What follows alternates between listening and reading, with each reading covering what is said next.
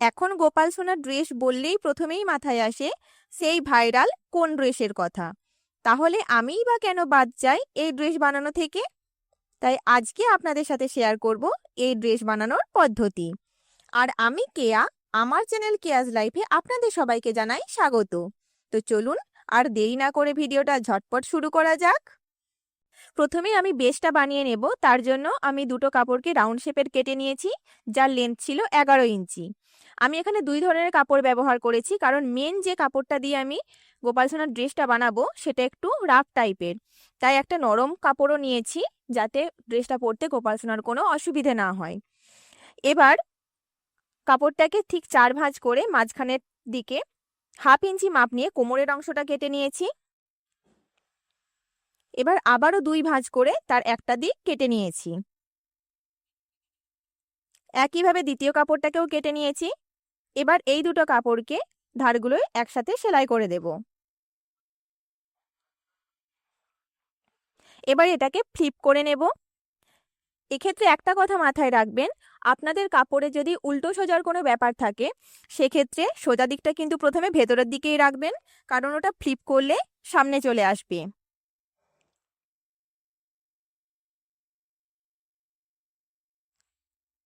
এবার আমি এটার চারদিকে লাল রঙের রিবনটাকে সেলাই করে দেব। এবার কোমরের অংশটাতে একটা লাল রঙের কাপড় দিয়ে সামনে এবং পিছনে করে সেলাই করে নেব।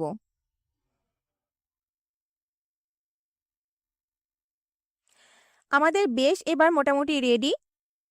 এবার আমরা কোণগুলো বানিয়ে নেব।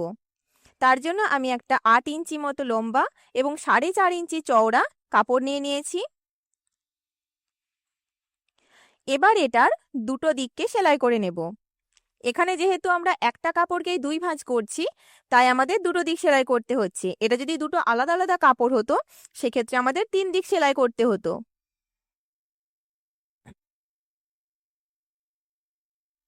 দুটো দিক সেলাই করা হয়ে গেলে আবার এটাকেও ফ্লিপ করে নিতে হবে।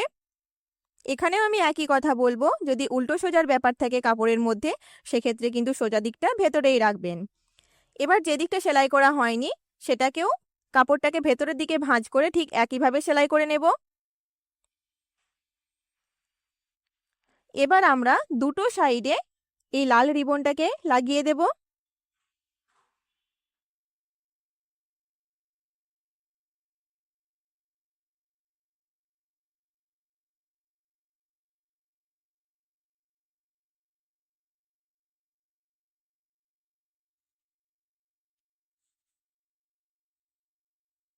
কোনটা দেখুন কিভাবে ভাঁজ করছি, খুবই সহজভাবে। ভিডিওটা দেখলেই আপনারাও খুব সহজেই এটা করতে পারবেন।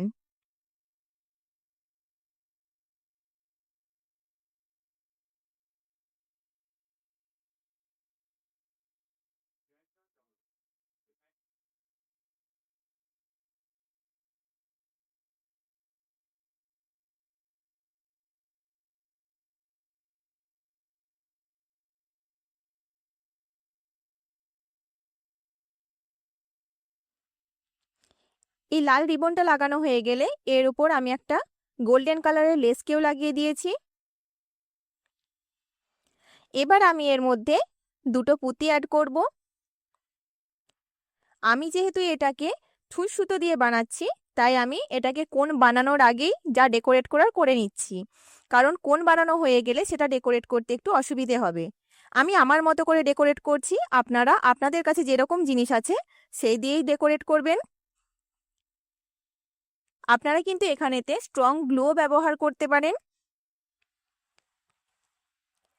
এখানে আরেকটা কথা বলে রাখি, আমি যে কাপড়টা দিয়ে এটা বানাচ্ছি সেটা কিন্তু খুবই শক্ত, তাই এখানে আমাকে নতুন করে কোনো কার্ডবোর্ড বা কোনো কাগজ ব্যবহার করতে হয়নি।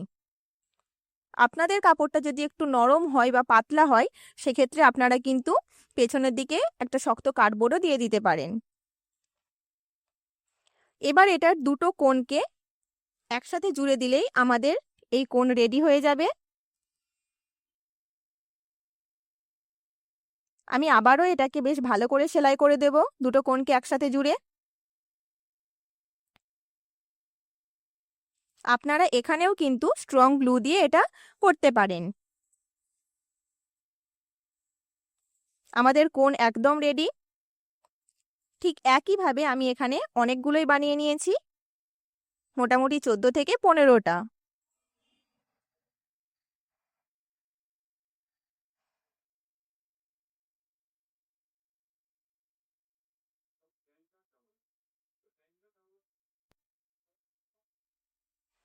এবার এগুলোকে আমরা বেসটার সাথে লাগিয়ে নেব।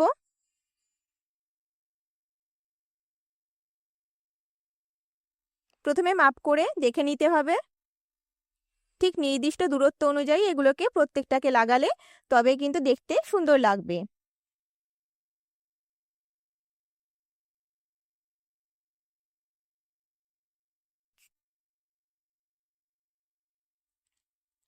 এই দেখুন কিভাবে আমি লাগিয়েছি সেটা আপনাদের সাথে একটা দেখাচ্ছি। আমি কিন্তু এখানে কোনো রকম আঠার ব্যবহার করিনি, পুরোটাই হাত দিয়ে সুতো দিয়ে করেছি।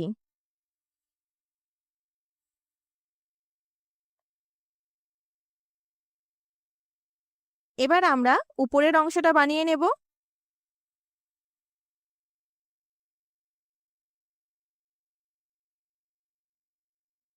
তার জন্য আমি একটা 15 ইঞ্চি লম্বা এবং 3 ইঞ্চি চওড়া কাপড় নিয়েছি। এবার এটাকে লম্বালম্বি দুভাঁজ করে নিয়েছি। তারপর এটাতেও একটা সেলাই লাগিয়ে এটাকেও ফ্লিপ করে নিয়েছি। তারপর ঠিক এইভাবে আবারও ভাঁজ করে নিয়েছি। এবার ওপর দিক থেকে 2 ইঞ্চি ছেড়ে বাকিটা সেলাই করে নিয়েছি। এবার নিচের দিক থেকে দুভাঁজ করে ওটাকেও সেলাই দিয়ে দিয়েছি। এবার একটা উলকে নিয়েছি, একটা সেফটি পিনের সাহায্যে উলটাকেও নিচের দিকে ঢুকিয়ে দিয়েছি।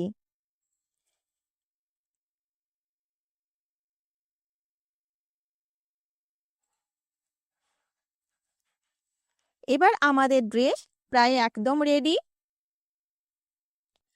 আপনারাও ঠিক এইভাবে নিজের হাতে সেলাই মেশিন ছাড়াই ড্রেসটা বাড়িতেই বানিয়ে নিতে পারেন, খুবই সহজে। ড্রেসটা সামনের থেকে দেখতে কিন্তু আরোই সুন্দর লাগছিল।